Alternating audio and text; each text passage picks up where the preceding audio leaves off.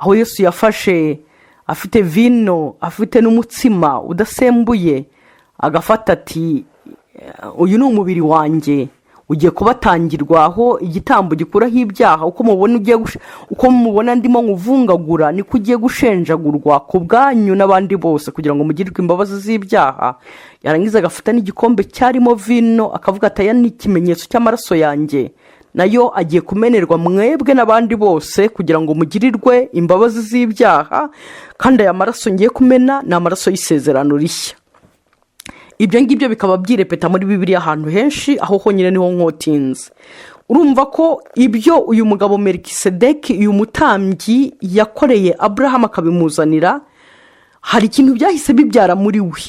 Wenda ntarabisobanura ibyo ari byo. Icyo byahise bibyara muri we, Abrahamu ikindi yahise korerwa nuko uwo mugabo cya kabiri ngo yahise amusabira umugisha, amuhesha umugisha utangwa n'Imana. Hanyuma ngo Abrahamu ako kanya ahita amuha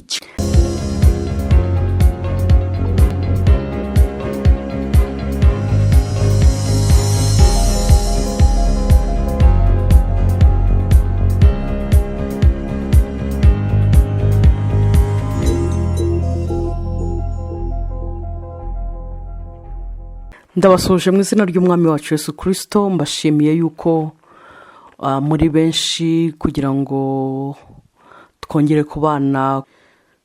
Rero ndabashimiye kandi nongera mbibutsa yuko gukurikira kwanyu na participation yanyu mu bibazo bitandukanye no muri commentaire zitandukanye ari inkomezi kuri jewe. Nibyo bimfasha gukomeza nsoma nshaka kumenya binteza imbere cyane mu mwuka. Rero Imana ibaha umugisha cyane. Hanyuma tukaba tudafite insanganyamatsiko muri no minsi, nta nsanganyamatsiko yihariye turiho, ahubwo turimo turasubiza ibibazo mwagiye mubaza, nibyo ndimo ngerageza kugenda nsubiza. Hanyuma rero uyu munsi hakaba hari ikibazo ndi busubize kivuga kuri Melikisedeki. Ndi bukikoremo, nzagikoramo ibiganiro bibiri. Ni ukuvuga ngo hari icyo ndi bukoremo uyu munsi, ariko hakaba n'ikindi nzakoramo ejo. Ni ukuvuga ngo uyu munsi turareba Melikisedeki, tureba uburyo yahuye na Abrahamu agatuma Abrahamu yizera, hanyuma Abrahamu bikamuhanirizwa ku kwizera. Yizeye Uwiteka, yizeye bikamuhanirizwa no gukiranuka bisa neza nk'uko natwe twizera bikaduhaniriza no gukiranuka, kuko Imana twizera ari imwe, kandi metode cyangwa uburyo ikoresha ku muntu umwe kugira ngo akizwe ni nabwo ikoresha ku wundi kugira ngo akizwe, kuko urufatira ari rumwe. Rero uyu munsi turi burebe uyu Melikisedeki ahura na Abrahamu n'icyo bishaka kuvuga. Hanyuma ejo tuzareba rero noneho Melikisedeki, uburyo uyu Melikisedeki wari umutambyi w'Imana ihoraho, uburyo ari we wari ufite ubutambyi nyirizina. Ni ukuvuga ngo ubutambyi bwa Aroni bukaba bwari igishushanyo cy'ubutambyi bwe, ariko akaba ari we wari ufite ubutambyi nyirizina, akaba ari we wari ikimenyetso cy'umwami Yesu. Nabonye kubihuza mu isomo rimwe biri butumwe ibintu bimwe by'ingenzi bitweshapa bitucika kubimenya. Biba ngombwa rero yuko bituma mbona ko ari byiza yuko twabishyira mu biganiro bibiri. Hanyuma rero Imana ibagirire neza. Uyu munsi icyo tugiye kureba ni ukureba amagambo Yesu yivugiye ku giti cyavuga ngo yahuye na Abrahamu, ariko bahuye nawe Yesu atitwa Yesu, ahubwo yitwa Melikisedeki. Rero turaje turebe uko byagenze, uko byari bimeze. Nejo tuzakomeza. Rero ndakurarika wowe urimo wumva none kugira ngo nejo uzumve, kugira ngo icyo kibazo cyawe wabaje kuri Melikisedeki kizabe gifite ubusobanuro bwuzuye, kuko hari bimwe ntari bushobore kuvuga none, ariko nyamara nzavuga ejo. Rero bikaba biri bube byuzuza ibyavuzwe none. Yesu rero aguhe umugisha. Reka dutangire dusenga Imana nanone, tuyisabe kugira ngo ibane natwe muri iki kiganiro, kandi aba ariyo yo kutwigisha, kuko abantu abigisha baragerageza, ababwiriza ubutumwa baragerageza, kuko ngo duhanuraho gake tugahishurirwaho gake, ariko ibyuzuye ni Imana ubwayo ibifite. njya nkunda kubwira abantu ngo iyo mfunguye Bibiliya yanjye igihe cyose nsaba Imana ngo abe ariko uko ntuzungurusha paje za Bibiliya, impapuro za Bibiliya, abe ariko Imana ifungura umutima wanjye kugira ngo nshobore kumva, kugira ngo nshobore gusobanukirwa, kuko Bibiliya nicyo gitabo cyonyine dusoma turi kumwe n'uwacyanditse ari wo Mwuka Wera. Ibindi bitabo byose ba autori babyo bamwe baba barapfuye, abandi bari aho utazi, utanamenye, utanahamagara, ariko Umwuka Wera wanditse bikishije Bibiliya niwe wenyine aba ari kumwe nabo ugiye gusoma, niwe uri kumwe natwe n'aka kanya ubu tugiye kwiga, kandi afite ubushake bwuzuye bwo kugira ngo tumenye. Imana niko ivuga ngo kuko ubushake bwayo ari uko abantu bose bashobora gushyikira agakiza, bose bakumva, basobanukirwa, bagashobora gukizwa. Ubwo rero Imana ibishaka n'umutima wanjye ukaba ubishaka n'uwawe ubishaka, nta mpamvu yatuma tudasobanukirwa. Reka dusabe Imana ibane natwe. Mana, mu izina rikomeye rya Yesu, murengezi n'umucunguzi wacu, niwo duhanzeho amaso kugira ngo ukore ku matwi yacu ashobore kumva, ukore ku mitima yacu ishobore gusobanukirwa, hanyuma uduhindure ubutaka bwiza bwera kuri 30, bwera kuri 60, bwera ku 100, kuko waravuze ngo ikinezeza data ngo nuko twera imbuto kandi tukazera ku bwinshi. Rero nuduhe kwera imbuto z'ibyo twiga, bigusabye mu izina rya ryera Yesu Kristo, amen. Inyigisho yacu rero reka tuyihere mu gitabo cy'Itangiriro igice cya 15 umurongo wa 6, aho Bibiliya itubwira ngo Aburahamu yizera Uwiteka abimuhwaniriza no gukiranuka. Ni ukuvuga ngo Aburahamu yizeye Uwiteka, Uwiteka niwe wahwanyirije Aburahamu uko kwizera kwe, abimuhwaniriza nuko Aburahamu yakiranutse. Mu yandi magambo, Aburahamu yizeye Uwiteka, uko kwizera yizeye Uwiteka, Imana ntiyaba ikimusabye indi mirimo agomba gukora kugira ngo Imana ishobore kumwemera imwite ko Aburahamu yakiranutse. Ahubwo uko kwizera yizeye Uwiteka, Imana yahise iguhwanya naho yasohoje imirimo yose yasabwaga, hanyuma yasabwaga kugira ngo akiranuke, noneho Imana ibimuhwaniriza no gukiranuka. Ibyo ngibyo ibyo byabaye kuri Aburahamu, ni nabyo biba natwe kuri twebwe. Ni ukuvuga ngo iyi passage tuyibonye mu gitabo cy'Itangiriro, ariko iyo usomye mu gitabo, usomye mu Befeso, reka turebe mu Befeso, Abefeso 2 umurongo wa 8 turasoma n'umurongo wa 9, haravuga ngo mwakijijwe n'ubuntu kubwo kwizera, ntibyavuye kuri mwe ahubwo ni impano y'Imana, ntibyavuye no ku mirimo kugira ngo hatagira umuntu wirarira. Akomeza yisomye umurongo wa 10 aravuga ngo kuko turi abo yaremye ituremeye imirimo myiza yo muri Kristo Yesu, y'Imana yiteguye kera kugira ngo tuyigenderemo. Mfata no murongo wa 10, nimwibuka abayuda babwira Yesu bati tubwire imirimo y'Imana kugira ngo tuyikore, turiteguye yitubwire. Hanyuma Yesu arababwira ngo umurimo w'Imana ishaka ko mukora nta wundi nuko mwizera uwo yatumye. Urumva ko kwizera nibyo Imana ishaka kurusha imirimo yindi twakwibaza ko dushaka gukora, kuko imirimo yindi bavalide mu kwizera. Rero tubanje imirimo tutizera ntacyo byatumarira, ariko twizeye hanyuma ko kwizera kukabyara imirimo, byaba ari byiza, byaba bigaragaza ko kwa kwizera kwacu koko kurimo gufite ubuzima muri twebwe. Urumva rero uko Aburahamu nta mirimo yasabwe gukora, ahubwo yizeye bikamuhwanizwa no gukiranuka, niko natwe Bibiliya itubwiye ngo twakijijwe n'ubuntu kubwo kwizera, bitavuye ku mirimo, ahubwo ku mirimo twakoze, ahubwo ni impano y'Imana, Imana yaduhaye. Na Aburahamu rero niko imuvuga, nubwo hari imirimo myiza yakoze, ibintu tumutangarira ukuntu yagiye yizera Imana, akajya nko gutamba umwana w'Isaka, ibintu bikomeye cyane, ariko ntabwo ari ibyo Imana yashingiyeho. iyo usomye iki gice cya 4 cy'abaroma igice cya 4, reka turebe ku murongo wa mbere ugeze ku wa 4 wumva uko haravuga ngo niba ari uko biri, umutwe w'amagambo uravuga ngo Aburahamu atsindishirizwa no kwizera. Ngo niba ari uko biri, twavuga iki kuri Aburahamu sogokuruza ku mubiri? Yaba Aburahamu yaratsindishirizwa n'imirimo, aba afite icyo yirata, ariko si imbere y'Imana. Mbese ibyanditswe bimuvugaho iki? Ntibivuga ngo Aburahamu yizeye Imana bikamuhwanirizwa no gukiranuka, nyamara ukora ibihembo bye ntibimuhwanira no guherwa ubuntu, ahubwo abyita ubwishyu.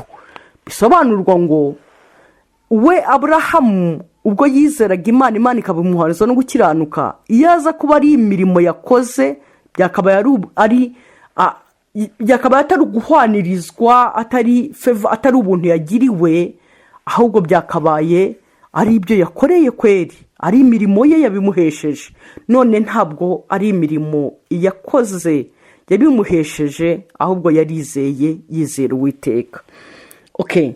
Icyo ngicyo ni kimwe kirimo kiratujyana kugera ku isomo ryacu.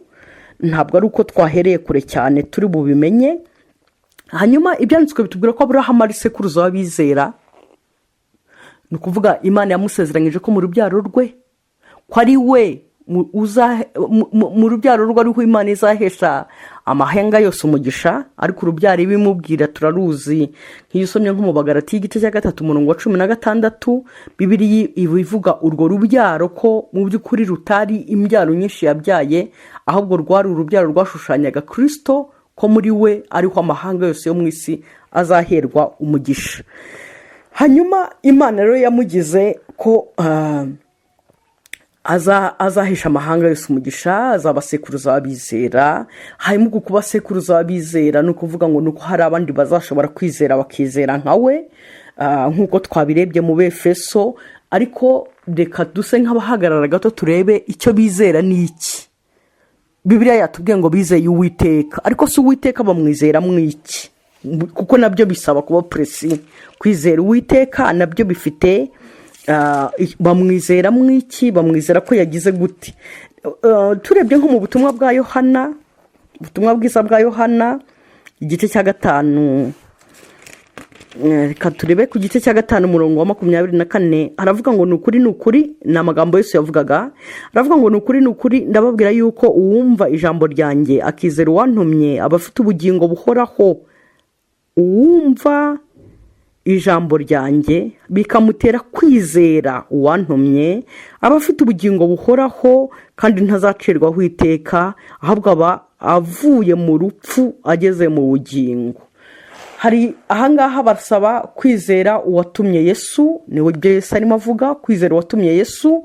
Uyu watumye Yesu niwe na Aburahamu yizeye, niwe Uwiteka. Hanyuma rero Yesu we ari bwinjire mate. Ni ukuvuga ngo kwizera uwatumye Yesu, ni ukuvuga ngo orede harimo kuba yaratumye Yesu. Urabyumva? Ni ukwizera uwo ukamenya ko yanatumye Yesu, ukabimenya ko yamutumye, kuko wumvise amagambo Yesu yavuze ukamenya ko yamutumye. Ese icyo Yesu yatumwe ni ikihe mu by'ukuri? Rufondoma y'icyo yatumye umwe ni kimwe ajya ahora atubwira. Igihe cyose yabwiye abigishwa be aravuga ati ese nabwira Imana ngo indenze ino saha, nyamara kandi ariyo yanzanye. Rero icyamuzanye wari umurimo wavuzwe n'abahanuzi uhereye kuva kera. Hari umurongo igice nkunda gukotinga igihe cyose muri Petero wa mbere igice cya mbere uhereye ku murongo wa 10, aho Bibiliya tubwira ko abahanuzi n'abakiranutsi abahanuye bose, zaba Zaburi, byaba mu bitabo bya Mose, byaba nyina abahanuzi bose bahanura, ngo bahanuraga iby'agakiza twendaga kuzahabwa, bakabihanura babishimikiriye. Hanyuma bakareba n'imibabaro iyo Yesu azagira, hanyuma ngo bakabivuga bikiri kure, hanyuma bakareba n'ubwiza buzabikurikira, ariko bakabwirwa ko ngo bazaba batakiriho, ahubwo bakabwirwa yuko ari ibyacu. Iyo passage muzayisome, ni nziza cyane. Urumva rero ifondoma y'ibyo Imana tuyizeramo ni iby'imbabazi yari yaradusezeranyije uhereye kuva kera, n'ibyo kutubabarira ibyaha yari yaradusezeranyije kuva kera, ni Mesiya wa yari yaradusezeranyije kuzatwoherereza, hanyuma uwo nguwo akaba yarasohoye. Ni nawe rero na Aburahamu yizeye, hanyuma bimuhanirizwa no gukiranuka. Turaje turi bubirebe muri pasaje zikurikira, ariko gato mbanza kugira ngo nibutse nuko kwizera uko ariko kose, kwaba uko mu isezerano rya kera, kwaba uko mu isezerano rishya, abafite kwizera kwemewe ni abashoboye kwizera umurimo Imana yadusezeranyije yemeye kudukorera igorogota. Bamwe babyizeye bitaraba, Bibiliya iravuga ngo babirebaga biri kure, ngo bakabivuga babishimikiriye, ngo bakabikumbura bakabishaka, ariko bakabwirwa ko atari ibyabo. Ariko ubwo urumva yuko barabyizeye, niyo mpamvu babarwa nk'intwari zo kwizera. Barabyizeye, ariko igihe cya accomplishment cyo gusohora kwabyo ntikiragera, ariko barabyizeye. Natwe rero ku gihe cyacu bo bakaba barabitunze nk'ibyiringirwa kuri bo, twebwe tukaba tubifite nk'ibitsika imitima yacu kuko byasohoye. Imana itugirire neza. Hanyuma ariko Aburahamu yagize privilege ikomeye imugira sekuruza w'abizera, we akaba yarabirebye imbona nkubone. Yesu abivugaho, reka turebe mu butumwa bwiza bwa Yohana igice cya 8, turasoma duhereye ku murongo wa 52. Ubutumwa bwiza bwa Yohana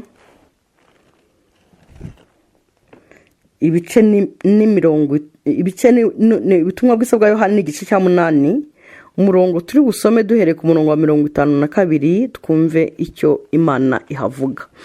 Turahera ku murongo wa 52 ariko turageza kuri 58. Haravuga ngo Abayuda bajya impaka bati, mbese uyu yabasha nensonye 56. Okay, reka tugende kuri 58, kuri witi. Okay, haravuga ngo Abayuda baramusubiza bati, noneho tumenye ko ufite dayimoni. Aburahamu yarapfuye n'abahanuzi nuko, nawe ukavuga ngo umuntu niyumva ijambo ryawe ntazapfa iteka ryose. Mbese uruta sogokuruza Aburahamu wapfuye n'abahanuzi bapfuye, wibwira ko urinde? Yesu arabasubiza ati, niba niha icyubahiro, icyo cyubahiro ni icy'ubusa. Umpa icyubahiro ni Data, uwo muvuga ngo ni Imana yanyu, nyamara ntimumuzi, ariko genda muzi. Kandi navuga yuko ntamuzi, naba ndi umunyabinyoma nkamwe, ariko ndamuzi kandi nitondera ijambo rye. Aburahamu sekuruza wanyu yifuje cyane. Uwo murongo mukurikire niwo nashakaga ko twumva. 56.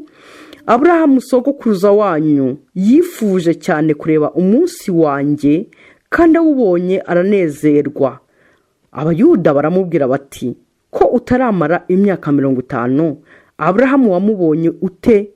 Yesu arababwira ati, nukuri ndababwira yuko Aburahamu ataravuka ndiho.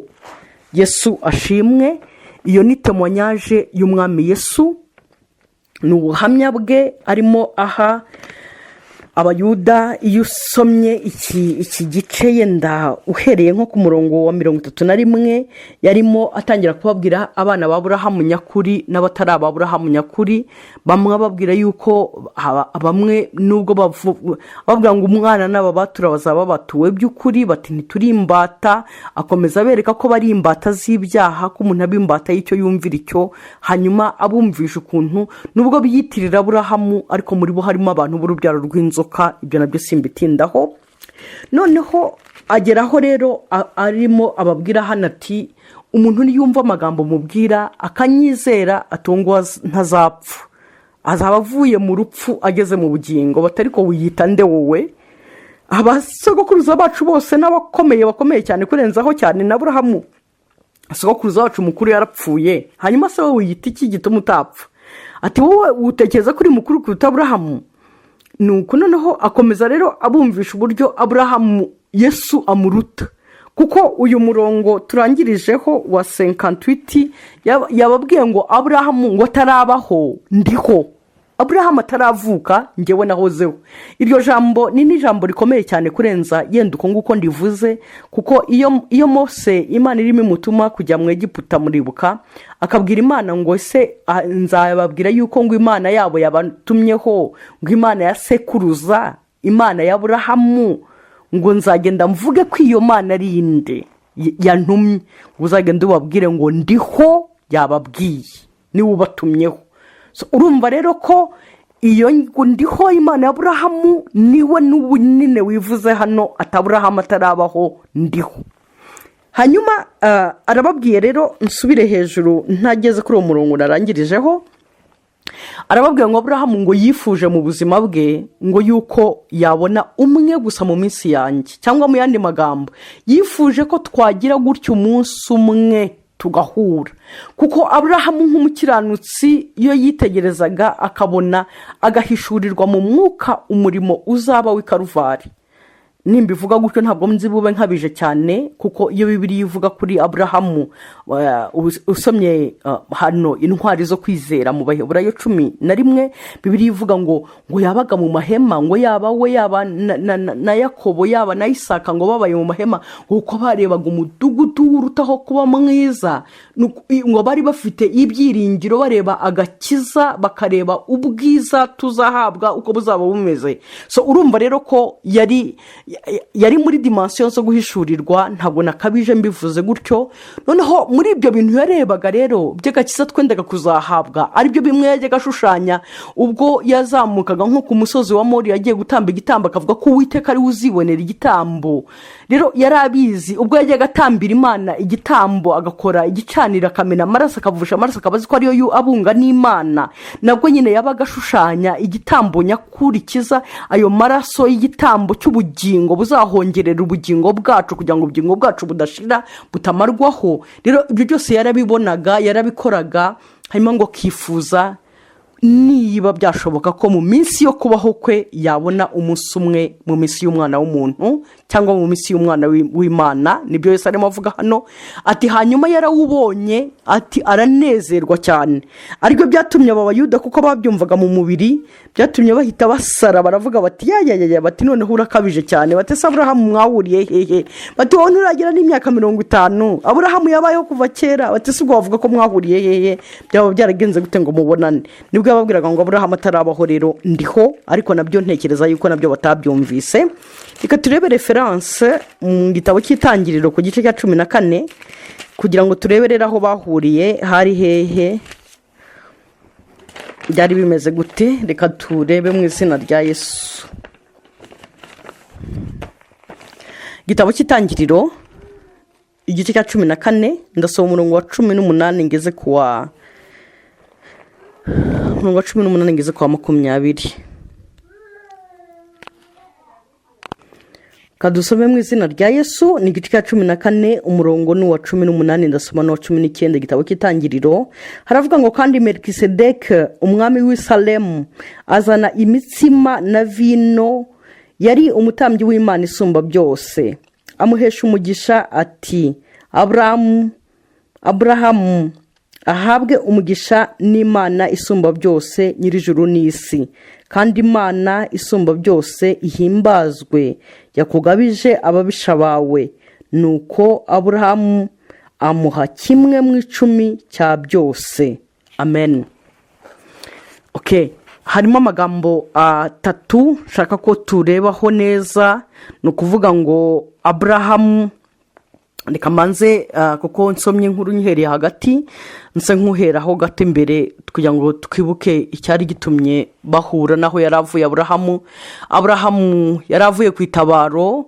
No kuvuga hari habaye intambara mu gihugu cy'Isodomu na Gomora, aho umuvandimwe we Loti yaratuye, hanyuma barwanye n'abami bari babateye, abami biwabo baraneshwa, baneshejwe nuko ababanesheje batwara iminyago, batwara ibintu, batwara n'abantu, niko batwaye na Loti. Hanyuma umuntu umwe ucitse ubwo bunyage aza yirukanka, amenya ko Loti agira mwene wabo kandi ukomeye, araza yirukanka rero abwira Aburahamu ko mwene wabo Loti yanyazwe. Hanyuma Aburahamu acyumva iyo nkuru, Bibiliya iravuga ngo ahita akusanya abantu bari mu rugo rwe, bakuriye mu rugo rwe, barerewe mu rugo rwe, bigiye kurwana mu rugo rwe, bari 318. Hanyuma bajyana kutabara rero, bajya kurwana n'abami, bari abami 5, ni ukuvuga ngo abami b'ibihugu 5 n'ingabo zabo. Aburahamu ajya ku itabaro, aragenda ashorewe n'Uwiteka Imana Nyiringabo, kuko urabona ko ikibikwereka nuko ahangaha Melikisedeki aramubwira ngo Imana ihimbazwe yaguhesheje kunesha ababisha bawe, yagukuye kwitabara amahoro. Kuko ngo ni Imana yari imushoreye, ni Imana yamurwaniriye mu rugamba yarwanye. Hanyuma aragira arwanye arabanesha, agarura abantu banyazwe, ariko agarura n'ibyanyazwe. Byanatumye abategeka b'i Sodomu bamubwira bati reka uduha abaturage, ariko ibyo wikuriyeyo ubyitwarire rwose kuko wagize neza. Ariko ngo aranabyanga, kuko yavugaga ngo ab'i Sodomu batazagira ngo nibo bankijije, kandi nyamara mfite umugisha uva ku Uwiteka, bakazagira ngo ni amaboko yabo yankiza, kandi Uwiteka Imana yanjye ari yo yonyine ntegerejeho, ari nayo ibasha kunkiza. Nuko rero avuye kuri iryo tabaro aje, ngo yahuye n'umugabo. Uyu mugabo pasaje zimwe turazisoma none, izindi tuzasoma ejo. Bibiliya iravuga ngo yari umugabo, ngo yari umutambyi w'Imana isumba byose, akaba yari umwami ukiranuka, akaba yari umwami w'amahoro, akaba yari umugabo ngo udafite itangira ry'iminsi n'iherezo ry'ibihe, adafite ubuvuke bwo mu isi, kuko nta wari uzi se, nta n'uwari uzi nyina. Hanyuma uwo mugabo rero akaba yari umutambyi w'Imana isumba byose.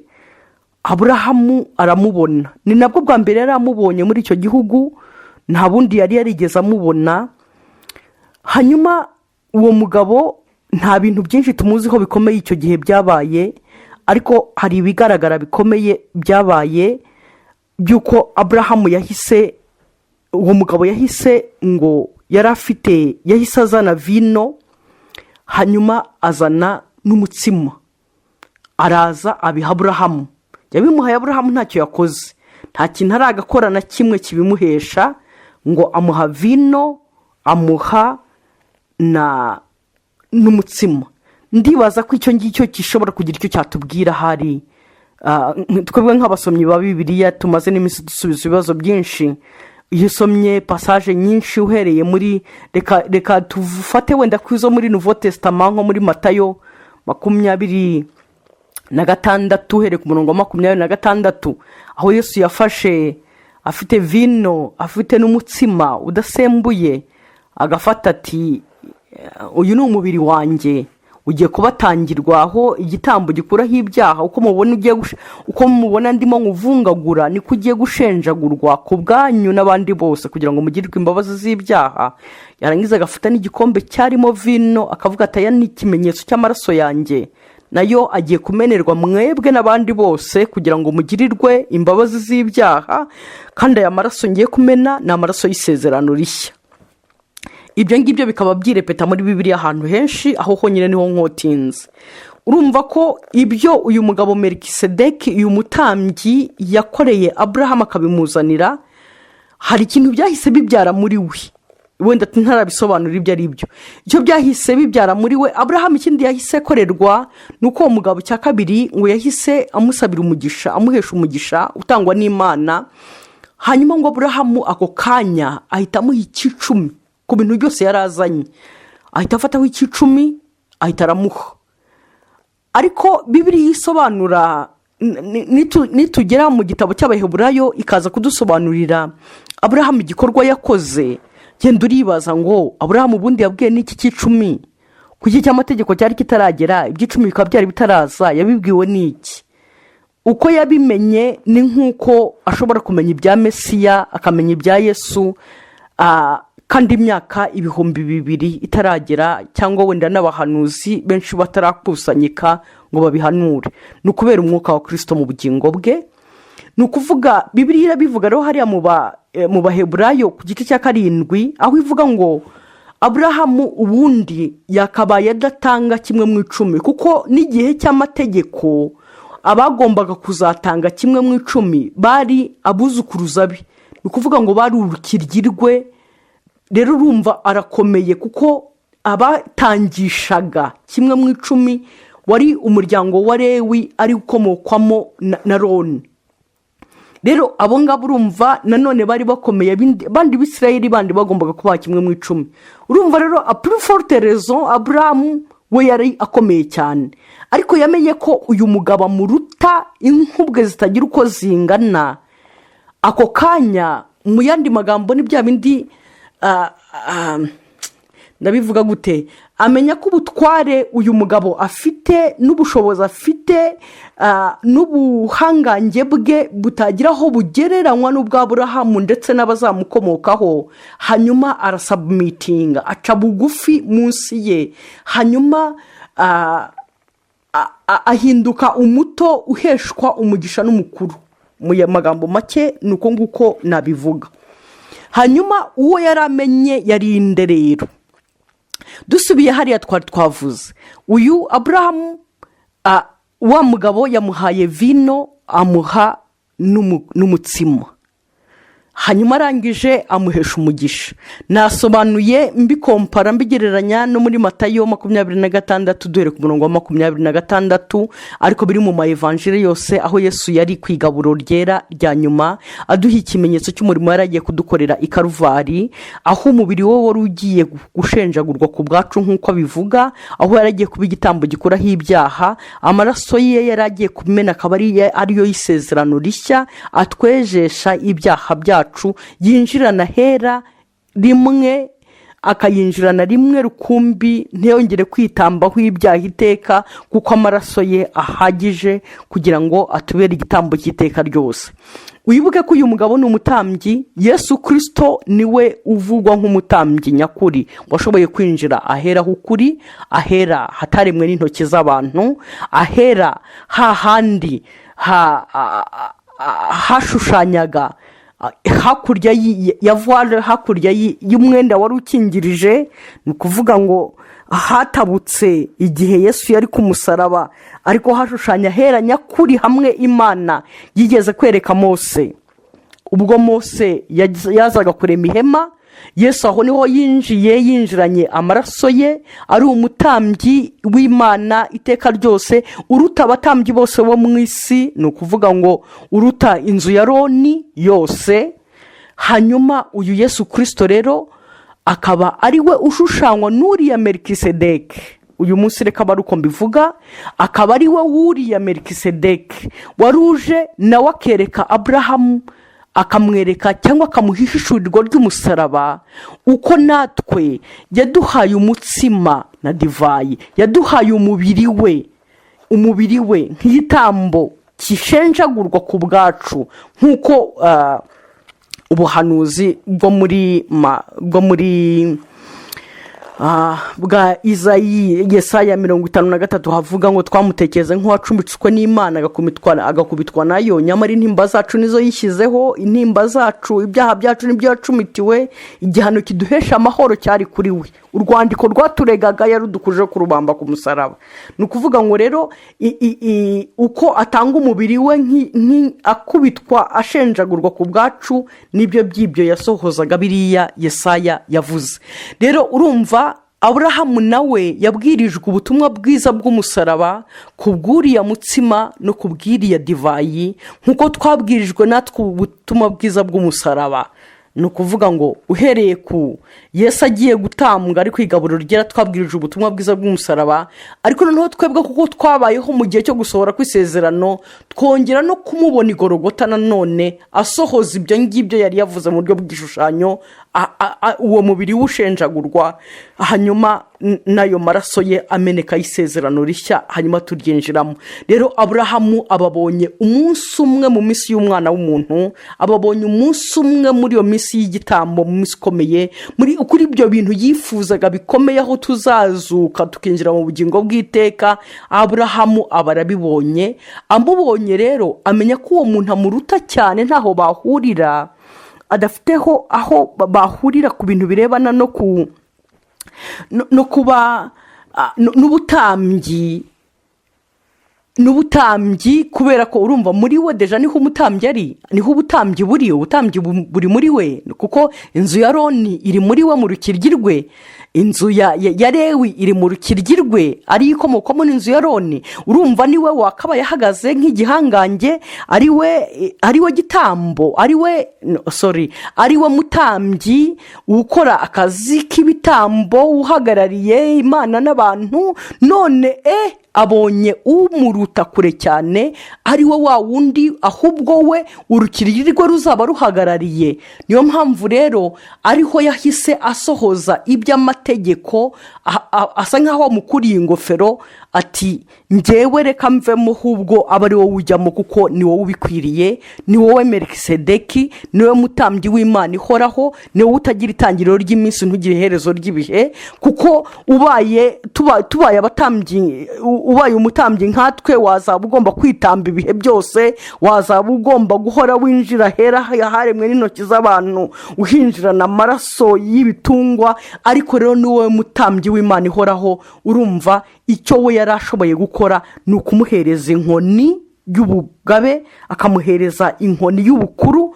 Uko nguko yabikoze rero, ni kuriya yahise atanga 1/10 cya byose kuri iyo minyago yaravuye kuzana. Ntiyamuhaye 1/10 cy'ibyo yaratunze, kuko ntekereza ko ari nubwo yamubonye atongeye kumubona, ukurikije ino passage Yesu yavuze hano, aho avuga ngo Aburahamu yifuje kureba umwe mu minsi yanjye, ngo hanyuma ayibonye aranezerwa. Urumva ko rero aya magambo Yesu yavuze hano, aho twasomye mu butumwa bwiza bwa Yohana ku gice cya 8, ari nayo yayangaya nyine yo muri mu gitabo cy'itangiriro igice cya 14, uyu murongo wa 18 ukamanura kugeza ku murongo wa 20. Ndibaza yuko nibura tugize ide generale, tugize icyo twumvaho kuri ubwo butambyi, ariko tuzakomeza ejo kugira ngo dushobore kumva rero uko bikomeza n'uburyo Melikisedeki ari we Kristo nk'uko ubuhanuzi bubivuga. Dukomereje aho twumva, ni ukuvuga ngo agace ka mbere turakumvise uburyo Yesu avuga ngo Aburahamu yifuje kureba umwe mu minsi ye, yarawubonye aranezerwa. Ntabwo twari tuzi umunsi yawubonye, ariko yabonye umunsi wo cya gihe ubwo yahabwaga umutsima na divayi, cyangwa yabwirizwaga ubutumwa bwiza bw'umusaraba, bituma nawe yizera nk'uko natwe twizeye. Kuko igice cya 15 nibwo Bibiliya ivuga ngo yizeye Uwiteka, ngo hanyuma Uwiteka bimuhaniza no gukiranuka. Urumva igice cya 14 harangiye, niho atangira rero aba yizeye Uwiteka, cyangwa yizeye iby'Imana yavuze, nk'uko natwe twizera Uwiteka mu gitambo yaduhaye, tukizera Uwiteka, tukizera uwo yatumye, tukamenya yuko Uwiteka yadutumiye umucunguzi, hanyuma natwe bikaduhaniriza no gukiranuka, bidaturutse mu mirimo yindi twakora, ngo ntitwibye, ntitwaroza, ntitwasambanye, oya, ahubwo biturutse mu kwizera icyo gitambo Imana yadutambiriye. Noneho bigatuma rero duhinduka nyuma yaho, tugatangira kubirobera izima rivuyemo ya misemburo yose, rivuyemo bya byaha byose, kubera ko ubuzima bwacu burimo bugaragaza ukwizera twizeye umwami Yesu kubwo kumuhishurirwa. Nk'uko Aburahamu yamuhishuriwe, niko Aburahamu ahinduka sekuruza w'abizera. Nk'uko yizeye ubutumwa bwiza bw'umusaraba, niko natwe twizera ubutumwa bwiza bw'umusaraba. Yabuhishuriwe n'umwami Yesu mu ishusho ya Melikisedeki, niko natwe tubuhishurirwa n'umwami Yesu Kristo, biturutse mu byo twandikiwe n'abahanuzi n'iby'intumwa zatubwirije, hanyuma tukabyizera, hanyuma tukabarwa ko turi abakiranutsi ku bwabyo. Reka dusoze dusenga Imana, hanyuma tuzakomeza mu izina rya Yesu. Ndagushima Mana, mu izina ry'umwami wacu Yesu Kristo. Ndagushima ijambo ryawe mwami wanjye ridukiza. ndagushima mucunguzi mwiza ko rifite imbaraga zo kutubohora kandi rifite imbaraga zo kutubatura rwose no kugira ngo ritumenyeshe ubwiru bw'ubwami bwawe mwami. Reka uhweze amaso yacu kugira ngo dushobore kumenya ibyo twiringizwa n'iyaduhamagaye, kandi umunsi tubimenye tubihagararemo kugira ngo mwami dushobore kuba abakiranutsi babiheshejwe nawe, batabiheshejwe n'imirimo itegetswe n'amategeko, kuko ibyo tugerageza gukora bidashingiye mu kukwizera ibyo byose bihinduka nk'ubushwambagara, ariko ibiri valide mu kukwizera mwami Yesu, ibyo byonyine nibyo bizaduhesha guhagarara imbere yawe. Bigusabye mu izina ryawe ryera Yesu Kristo, amen. Hanyuma Imana ibahe umugisha, bye. Imana ibahe umugisha, bye. Imana ibahe umugisha, bye. Imana ibahe umugisha, bye. Imana ibahe umugisha, bye.